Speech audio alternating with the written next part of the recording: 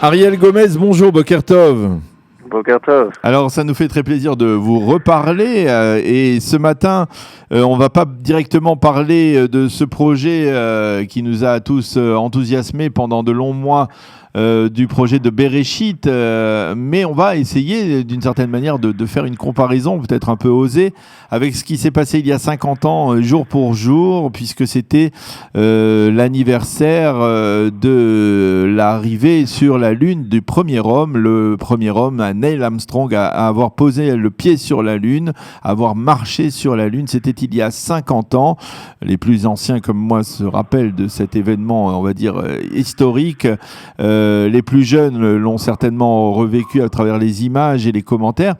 Mais je dois avouer que en lisant durant le Shabbat une reconstitution de presque minute par minute de ces quelques journées folles du mois de juillet de 1969, où on a vu la mission Apollo 11 décoller, sortir de l'attraction terrestre pour arriver vers la Lune, et puis avec le module lunaire se poser peu à peu, et après repartir également pour retrouver le sol terrestre.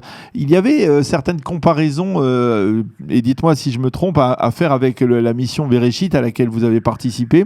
En particulier, il mentionnait à quel point il était déterminant de procéder au freinage du vaisseau lorsqu'il approchait mètre par mètre ou kilomètre par kilomètre de la Lune, et ce freinage qui a manqué, on va dire, à Bereshit, qui s'est finalement écrasé. Est-ce que quand vous avez je ne sais pas si vous avez lu cet article dans le Makor Rishon qui reconstitue presque jour pour jour cette aventure d'Apollo 11. Vous savez qu'il y a des points communs, vous saviez qu'il y avait des points communs entre donc cette mission et la mission à laquelle vous avez participé il y a quelques mois à peine avec Bereshit? Oui, il y a pas mal de points communs. Bon, il y a une différence fondamentale, c'est que la mission d'Apollo, c'était des missions qui étaient habitées. Nous, c'était une mission qui n'est pas habitée, donc il y a une grande différence dans tout ce qui concerne le point de vue technique. C'est-à-dire le module lui-même on parle d'un module qui était presque 6 ou 7 fois plus grand que Bereshit. Mais les modules qui ne sont pas habités sont beaucoup plus petits parce qu'il n'y a pas besoin d'avoir tout ce qu'il faut, toutes les commodités pour envoyer un homme. Mais c'est vrai que par rapport à l'excitation, deuxièmement, par l'enthousiasme, je pense qu'on a vécu beaucoup de points communs. Oui, il parlait aussi justement de l'enthousiasme et effectivement de l'excitation qui s'était emparée de Houston à l'époque du centre de contrôle de Houston au moment où le module descendait vers la Lune, et on se rappelle qu'il y avait un peu au moins autant d'émotions également à Ehud lorsque vous avez essayé de faire poser le module Bereshit.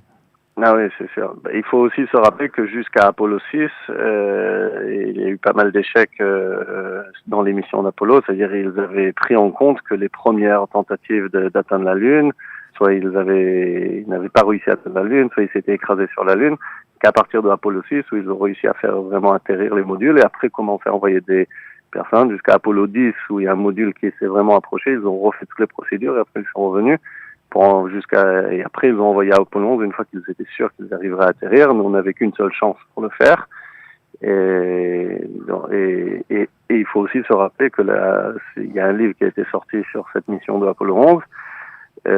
Apollo 11 a failli aussi s'écraser sur la Lune. Oui. C'est-à-dire que quand ils ont fait aussi un atterrissage statistique, comme nous, ce qu'on devait faire sur la Lune. Ils savaient pas exactement où est-ce qu'ils allaient atterrir. Et au dernier moment, Neil Armstrong, qui était aussi un pilote, a changé le site d'atterrissage, et vraiment il a atterri sur les dernières réserves d'essence parce qu'autrement il était dans un site trop dangereux pour atterrir, ce qui avait été prévu au départ. Dites-moi si je me trompe, mais il me semblait que c'était le même site, la mer de la Tranquillité, qui était prévu pour Bereshit. C'était pas très loin. Ils étaient 300 km au-dessus de là où on a atterri. Ah. Alors, est-ce que pour vous, qui avez participé à cette expérience, on va dire exceptionnelle pour l'État d'Israël, d'envoyer un module sur la Lune, qu'est-ce que ça représente, le fait qu'il y ait 50 ans, un homme ait marché sur la Lune? Je pense que c'était, on fait partie. Moi, je vois ça comme ça, qu'on fait partie d'une grande famille de la Lune. Je dirais ça qu'ils ont ouvert la voie à des nouvelles explorations lunaires, tout ce qui concerne de faire des grandes choses. Et je pense se range un petit peu dans cette catégorie d'essayer de pas avoir peur de faire de grandes missions et de grandes aventures, même si il y a des risques que ce soit compliqué et que pas tout aboutisse comme on avait prévu, mais c'est un petit peu beaucoup de ressemblances.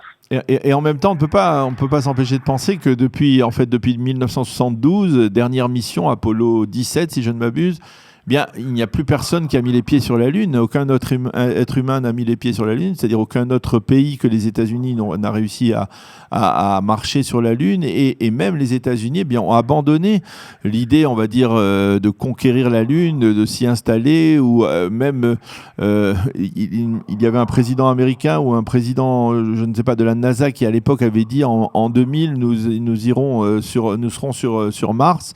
Tout cela a l'air de prendre beaucoup plus de temps que prévu. Vous pensez que la conquête de l'espace, c'est quelque chose qui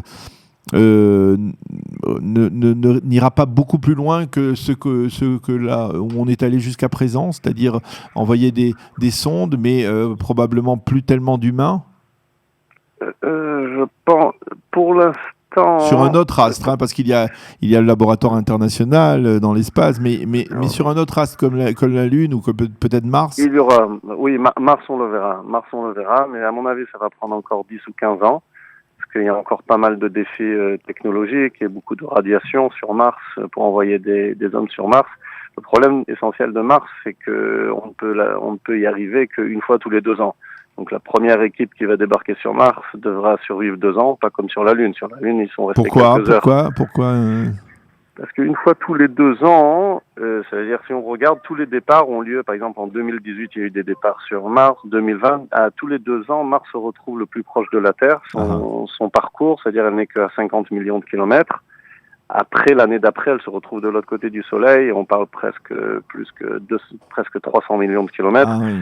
Donc, en gros, c'est une fois tous les 2 ans. Donc, la première équipe qui va arriver sur Mars devra survivre 2 ans. Donc, c'est-à-dire, ce sera une équipe qui comportera aussi des ingénieurs, des médecins, des scientifiques, pour qu'elle puisse survivre. Donc, on parle d'une mission beaucoup plus compliquée. Là, les missions pour la Lune, on parle de quelques heures. Oui. Les hommes sont restés quelques heures sur la Lune.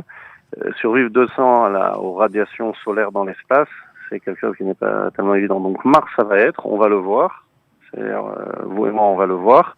Mais ça va être je suppose, dans une quinzaine d'années, jusqu'à qu'ils résolvent tous les problèmes qui vont être rencontrés. Maintenant, ce qu'il faut savoir, par exemple, la prochaine station spatiale internationale qui va remplacer celle qui existe, qui maintenant va bientôt sortir d'usage, va être autour de la Lune.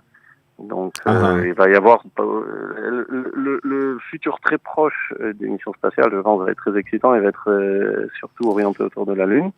Alors, est-ce que vous pensez, Ariel, que le jeu en vaut la chandelle? C'est-à-dire que les sommes astronomiques, c'est le cas de le dire, qui sont investies dans la conquête de l'espace, est-ce que cela apporte des résultats, on va dire, qui permettent d'améliorer le bien-être de l'être humain en général, ou alors peut-être qu'il aurait mieux valu, comme l'ont dit certains responsables américains à l'époque, investir ces milliards de dollars plutôt dans le bien-être social des Américains?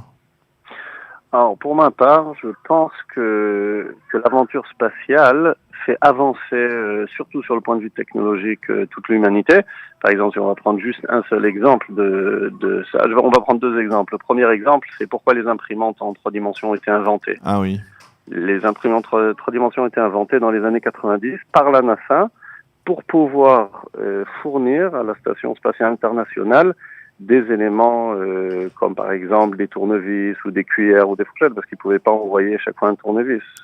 Chaque fois qu'il y en avait qui se cassait sur la Station spatiale internationale. Donc en fait, le concept a été inventé pour la Station spatiale internationale, et aujourd'hui on voit que les imprimantes 3D vont servir même même dans la médecine, vont servir. Et Ce qui est sûr, c'est que ceux qui ont inventé l'imprimante 3D pour ce but, c'était sûr qu'ils n'avaient pas prévu qu'un jour on ferait des prothèses en 3 dimensions avec ces imprimantes. Donc ça, c'est juste un exemple. Un deuxième exemple, par exemple, ça on va voir, c'est la révolution qui va se passer dans tout ce qui concerne les transports qui seront plus de l'aviation. Mais là, Elon Musk parle de faire des transports intercontinentaux par l'espace avec ses lanceurs, avec des prix de vol réguliers. Il parle de faire un New York Beijing en 40 minutes. C'est-à-dire qu'une personne parle de New York alors qu'aujourd'hui c'est 13 heures de vol. Et ça va être fait avec des lanceurs qui sont développés pour envoyer des hommes et du matériel sur Mars. Il a dit, si déjà on prévoit des lanceurs qui ont cette capacité de transporter 300 personnes, ou l'équivalent en charge, en masse de 300 personnes, il a dit, je peux utiliser ces lanceurs pour financer ça, pour envoyer des personnes intercontinentales et faire qui prend 12-13 heures aujourd'hui, le faire en 30-40 minutes. Et on va le voir, il parlait de ça, de faire ça en 5 ans, peut-être c'est un peu plus, mais ça veut dire il parlait en 2023, je pense qu'il parle maintenant en 2025. Mais c'est des choses qui sont presque à portée de main. Et on va le voir. Et ça va révolutionner tout notre mode de transportation. C'est-à-dire si les prix sont abordables. Donc ça sont 2 exemples de technologies qui sont inventées pour des besoins spatiaux, mais qu'on retrouve toujours le jour. Je parle même pas des imprimantes là que la NASA sont en train de développer pour construire les habitations sur Mars, parce que ces grosses imprimantes vont construire des bâtiments sur Mars avant d'envoyer les équipes. Dès que ces imprimantes, que ces sociétés sont en train de développer sur le compte de la NASA pour construire des bâtiments sur Mars, dès qu'elles vont passer dans le domaine civil, imaginez que bientôt on va pouvoir construire des bâtiments avec des imprimantes sans personne, c'est-à-dire sans ouvriers. Et donc vous pouvez imaginer la réduction des prix des grosses imprimantes qui construisent des immeubles 24 heures sur 24, 7 jours sur 7. Il faut juste leur mettre les données. Les données et les produits juste au début du chantier et elles se chargent de tout le reste. On peut voir l'impact que ça aura sur tout ce qui concerne sur le plan de l'immobilier. La réduction des frais, le niveau de finition et ce qui concerne des dangers dans les chantiers, etc. La sécurité. Donc, ça sont juste des exemples de ce qu'on peut voir. Alors, il nous reste 1 minute. Un mot sur Bereshit. C'est définitivement abandonné. Le second Bereshit, le second projet qui avait été initié par le philanthrope américain. Oui, voilà. C'est définitivement abandonné. On pensait il allait y avoir un second Bereshit. Pourquoi a-t-il abandonné ?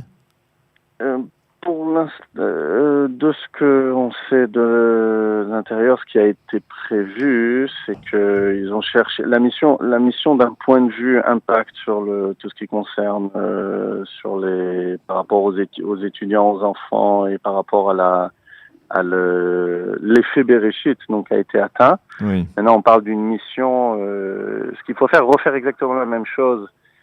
Ça va manquer juste aller sur la Lune, atterrir et pour prendre une photo, un selfie. Ouais. Donc on cherche un autre défi. Un autre défi. Maintenant dire quelle sera la sorte de défi, c'est un peu plus, pour l'instant c'est un peu tôt pour le dire.